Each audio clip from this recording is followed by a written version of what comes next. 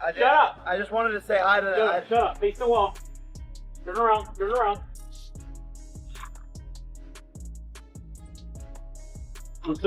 Give me your hat. Yeah. And you weren't really sparring. You were fighting. We were fighting all the time. And guys getting dropped all the time. And that was just the kind of gym that I was in. But this wasn't a real fight. He was pulling punches. He wasn't giving it his full effort.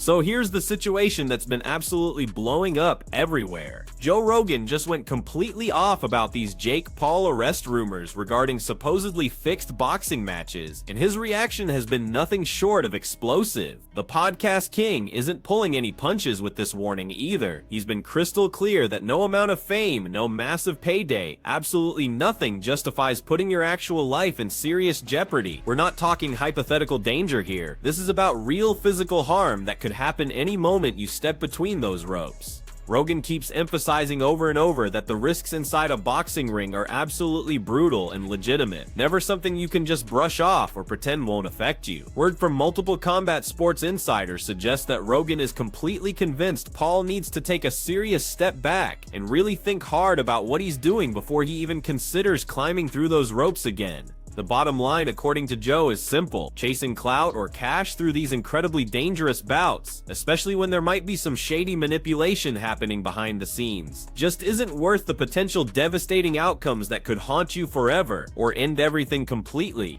because what happens next is even more intense. You can't think, you can't do things, you don't know what the fuck you're doing in life. It's like literally everything is the quality of your ability to think. And I knew that I was putting that. Rogan kept pushing this message even harder, stressing with this incredible raw passion that boxing at its foundation is an extremely lethal sport. Continuing down this reckless path could genuinely result in catastrophic life-changing damage that there's absolutely no coming back from. But here's where things get way more serious than just physical harm. He dropped this brutal warning that getting involved in illegal schemes or participating in predetermined matches could expose fighters to major legal trouble that goes way beyond just bad publicity. We're talking real criminal consequences that could absolutely destroy everything someone has worked to build. Rogan has been hammering this point home with zero ambiguity whatsoever. The reality is undeniable. Those punches connect for real. The trauma is legitimate, and there's no reset button when something goes horribly wrong inside that squared circle. I've seen the script, rigged, this, that, and the other. Do you think now, at the very least, that talk goes away? Broke his jaw, went in there against Anthony Joshua. At the very least, do you think that you guys can move on from that? Like, that won't follow you? No, I don't. I actually, our lawyers are actively going after a number of people. One who claims to be a lawyer himself online. I don't remember the name or the handle, but it was something that had like 200,000 likes. And basically this post said there was an agreement for AJ not to knock out Jake, but AJ disregarded the agreement and decided to not get his payday, but knock out Jake Paul. So it's pretty astonishing what people say. Your dear friend Lou DiBella, saw him put up a bunch of ridiculous things and even said, Nikisa, go ahead and sue me. But this wasn't a real fight. He was pulling punches. He wasn't giving it his full effort. And so for the people, again, just to clear this up, because I asked Eddie this question, I'll ask you the exact same question. Once and for all, was there any sort of arrangement as far as it should go this many rounds? Because that's the one that I've heard. Oh, Anthony agreed to 3 rounds, 4 rounds. Can you tell us in black and white if there were any talks of any kind between the network, the promotion, the fighter? There has never once in Jake Paul's career been any talk of that sort, of anything to do with the fight being anything but a real fight that has exactly the same situation as any professional fight. And that's exactly the same thing here for the Anthony Joshua fight. It's just beyond mind-blowing that people would think that. Anthony Joshua was on record saying that if he didn't finish him in the first round, that would be disappointing, that it would be a failure.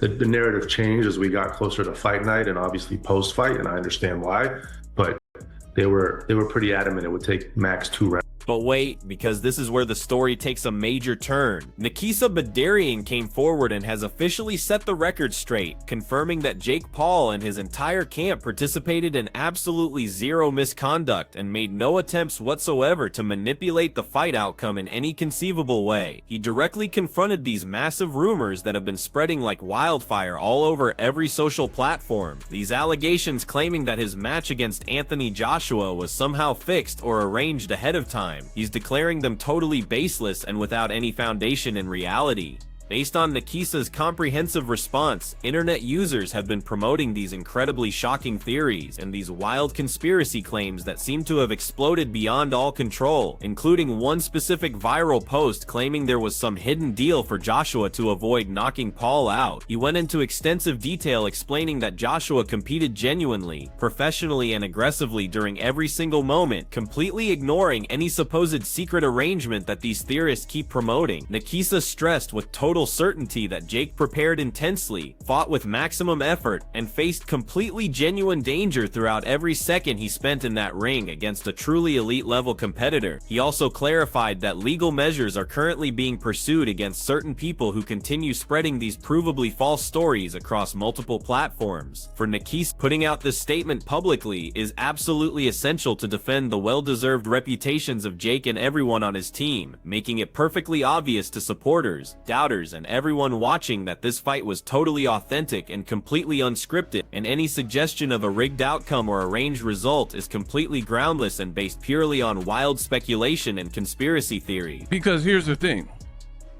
Look at all them celebrities like dude from the Mighty Ducks, the little boy actor that got strung out on drugs. And all his fronts and all his teeth were missing from being on meth or whatever, you know what I mean, whatever drug of choice he was on. There's no coming back from that. The people who like dissipate their teeth through drug usage, you don't get like a second set. So if I'm not mistaken, the dude from Mighty Ducks, somebody like he's been clean and they gave him a makeover and he has like pretty much fake teeth. So yeah, the teeth are going to be cooked. Now, I agree with the other part that Rogan was saying, but let's keep going. I think he went into that fight knowing that was probably going to happen. Yeah. And ultimately, the big win for him would be that he was even willing to do it and that he could do well for a little bit. Yeah, and I've already expressed my thoughts on this. I'm not giving no props for a person who says I am a real deal boxer because I went in and get smashed and got my jaw broken, but I lasted longer than Ngannou. But I was crazy enough to try, because to be honest, we're way past the honeymoon stage with a person like Jake Paul. You've been in this for long enough to go through fight camps, dedicate your time, effort, energy, money, spar with people. You spar with some quality names because you have resources and money or whatever. So we're well past that, to the point where you just get credit for stepping in. You maybe got credit your first fight or whatever, first couple of fights, for coming from your background and, you know, stepping in and fighting, but we're well past that. You have a box rec. You were being ranked by sanctioning bodies in boxing, so... Alright, expanding on what we just covered, we have to discuss what Joe Rogan told Jake Paul directly, because he's delivered this absolutely serious message, warning Jake never to attempt anything this dangerous again. Rogan firmly advised him to genuinely think twice about accepting these incredibly risky boxing contests that place him in real physical jeopardy, stressing with this unmistakable conviction that absolutely no professional achievement, regardless of how amazing it appears publicly or how much financial reward it generates, is worth sacrificing your actual existence for. Rogan has been repeating constantly that the hazards built into boxing are absolutely legitimate. We're discussing severe brain trauma, lasting physical damage, potentially deadly results, and pursuing manipulated contests, or facing dangerous fighters strictly for celebrity status or monetary rewards could lead to devastating permanent consequences that go way beyond just one terrible evening. His point couldn't be more obvious. Personal safety and making responsible choices has to be the top priority for every fighter, no matter their fame level or online popularity. Break him down. He said before the fight, I'm going to break him down and then I'm going to knock him out. And that's exactly what he did.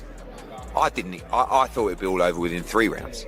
But, you know, when I got in the ring after, because I was shouting, just, you know, anywhere, arms. I got in, he went, what are you rushing me for? And I was like, oh, sorry.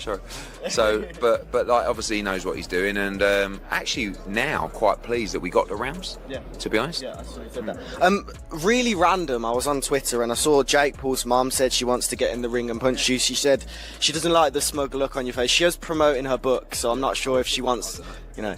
But did you see that? What did you think of that? No, I was very sad because I couldn't have been nicer and more respectful of Jake and what he's done. And I think Logan's amazing. I think he's an incredible athlete. And I shook Jake Paul's dad's hand in the ring, you know. And if I would have seen Mum, I would have said, all right. But I think over the years, we've obviously had our beef, and she probably don't like me anyway.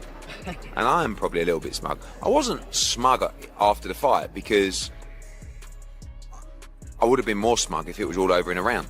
So, no, I give Jake respect. And, sorry, Jake's mum doesn't like me, but if she can send me a free book, that'd be fantastic.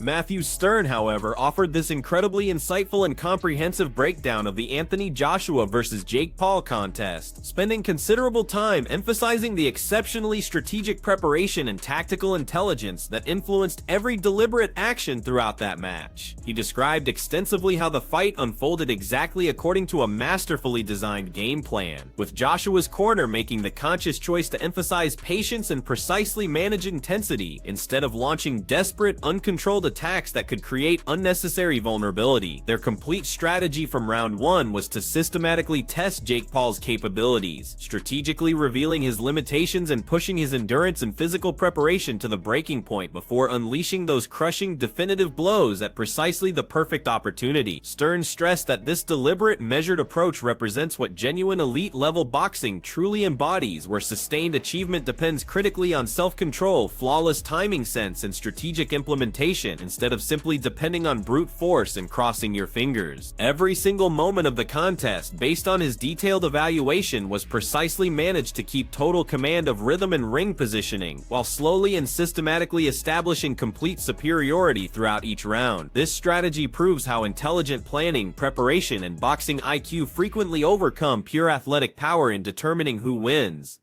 Based on Stern's professional evaluation, this methodology didn't simply guarantee victory from a technical standpoint. It also perfectly demonstrated the genuine beauty of boxing as this precise, cerebral competition where controlled execution and strategic choices define legendary fighters and distinguish veteran, accomplished boxers from comparative beginners who are still mastering the fundamentals. Ring thinking, for my own credibility, I've got to knock you out, but I've got to try and knock you out where I'm not hurting you as much as what I could if I unleashed. And with the punch you said that he landed, it's not his best punch, his most powerful punch, right?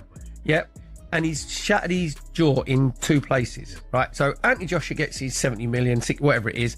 But I think he's sitting there thinking, thank God for that. Thank God. On a human level, I've come out, all right, I've sort of, not reputation, but I haven't hurt him as bad as what I could have. There should be an awful amount of people breathing a massive sigh of relief. Anybody that put that fight together, athletic commissions, like you said. It wasn't a fight. No, it wasn't at all. Like you said, it was a prize fight. It was an event. If Anthony damages him, he's got to live with that for the rest of his life. Absolutely. That's a lot of stress to deal with, you know what I mean? So I'm sure he's bleeding inside of relief.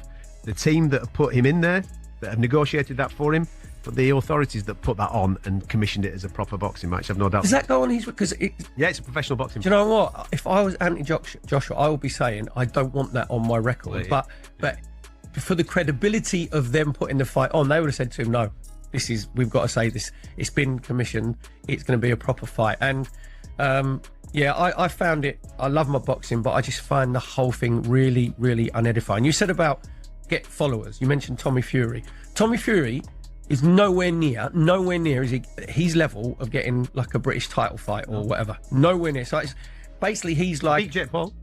Well, beat Jake Paul. But so but what I'm saying is that's 100. I stand by that, and I think Tommy would admit that. You know what I mean? To become a British champion is a very prestigious thing to do, and I think he would struggle to do that. Adam Kitterall entered this discussion and delivered this extremely direct and honest evaluation of the Anthony Joshua versus Jake Paul contest, and his analysis was absolutely uncompromising. He highlighted the major disparity that contemporary boxing is currently experiencing, where social media popularity and online following increasingly determine major fights instead of genuine talent and legitimate competitive credentials. Kitterall made this compelling argument that Jake Paul's extremely fast ascension in professional boxing results much more from his enormous social media influence and existing celebrity reputation than from any real technical abilities or substantial experience facing legitimate competition inside an actual boxing ring. Following Kitterall's thorough analysis, even though Anthony Joshua was intentionally and obviously limiting his maximum power and keeping his most dangerous combinations in reserve, he still demonstrated this absolutely incredible command. Flawless timing and clinical accuracy during the entire fight, connecting with strikes that inflicted genuine harm and revealed exactly how enormous the difference in ability really was between these competitors. This obvious and undeniable difference generated widespread rumors that specific elements of the contest may have been affected or controlled by outside influences and business interest instead of purely athletic considerations and competitive authenticity. Stories spread rapidly throughout boxing circles that Jake Paul supposedly tried to control or manipulate the tempo and dynamics of the fight to reduce his own danger and preserve positive optics for his personal brand, highlighting these wider concerns about how celebrity boxing increasingly emphasizes spectacle and entertainment above genuineness and real competition. Kitterall's insights really highlight how these contemporary publicity-driven contests can severely compromise competitive legitimacy, putting all emphasis and attention on entertainment appeal and commercial success instead of genuine ability, strategic complexity, and the classic principles that have always represented professional boxing at its highest level. And it feeds into the story of him being perhaps a little bit better than we sometimes think, although I don't really co-sign on that. Let me make the point. The first point is, I think people are overreacting a little bit. People were suggesting when I got on social media that this was like the biggest farce they'd ever seen in their life, and that this was, how could he fight like this, and this was a disaster, and Joshua should have got him out there earlier. There is probably some evidence to suggest that I don't think Joshua was carrying him in the sense of, hey, they coordinated this ahead of time.